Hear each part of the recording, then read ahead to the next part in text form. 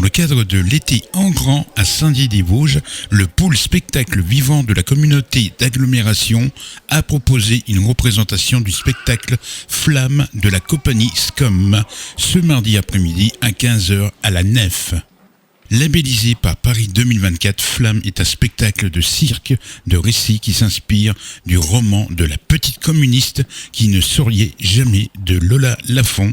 Ce roman retrace l'histoire de la gymnaste Nadia Comaneci, considérée comme l'une des meilleures gymnastes de l'histoire. La Roumanie a obtenu la note maximale de 10 lors des Jeux Olympiques d'été de 1976 à Montréal.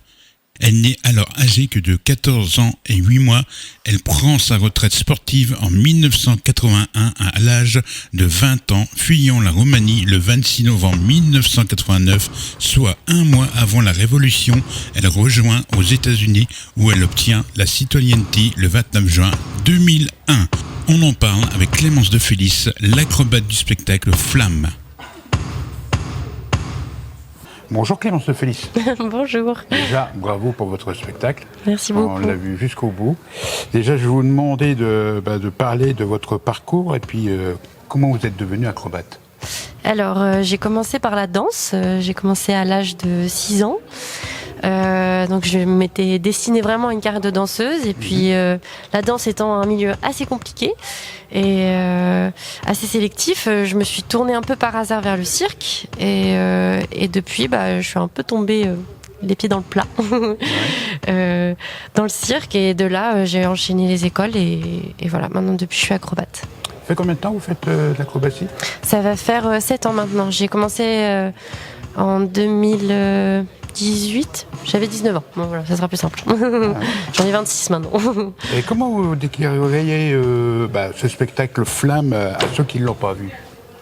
Alors du coup, c'est un spectacle autour de Nadia Comaneci avec ses ombres et ses lumières, je dirais. C'est un spectacle où finalement on aborde plusieurs thématiques qui sont malheureusement encore d'actualité. Des thématiques pas forcément simples. Je sais pas si je dois les énoncer, mais on peut. Il y a plusieurs choses. C'est-à-dire que on n'hésite pas à parler du fait qu'elle a eu quand même une vie sacrément compliquée, où elles ont été, donc les gymnastes roumaines ont été maltraitées. Il y a eu quand même autant à l'est qu'à l'ouest des remarques sur leur physique. Il y avait une sorte de pédophilie assez étrange sur leur physique, et le fait que rien qu'on dise que c'est la petite fée de Montréal et qu'on commente le fait qu'elle ait pris 2 cm et quelques kilos en plus quelques mois après alors qu'elle n'a que 14 ans, c'est quand même assez étrange. Voilà, donc on aborde un peu plusieurs thématiques comme ça qui voilà, et on termine aussi par on parle aussi notamment de la dictature en Roumanie, du communisme et de la révolution.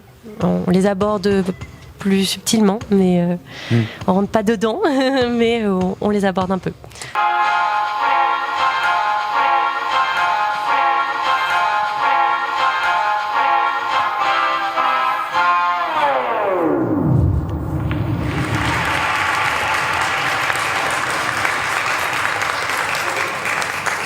Au début du spectacle, je vous ai vu tout au début, Ouais. vous tournez en rond. Oui. Ça signifie quelque chose ? Alors oui, c'est parce que donc on s'est beaucoup inspiré d'un livre aussi de Stejarello Larou. Je dois sûrement pas le prononcer très très bien, désolée pour ça. Qui est un livre qui s'appelle Nadia Comaneci sous l'œil de la police secrète, et qui est du coup ça rapporte tous les rapports de la police secrète de l'époque. Et à savoir que la police était vraiment omniprésente dans la vie de Nadia et dans la vie de beaucoup de Roumains d'ailleurs.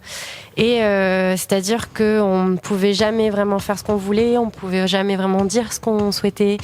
Et la police était vraiment omniprésente. Et donc au départ, de tourner en rond autour, c'est déjà d'une part pour délimiter mon espace, et surtout un peu pour avoir cette rigidité ce mode un peu garde à vous de la police.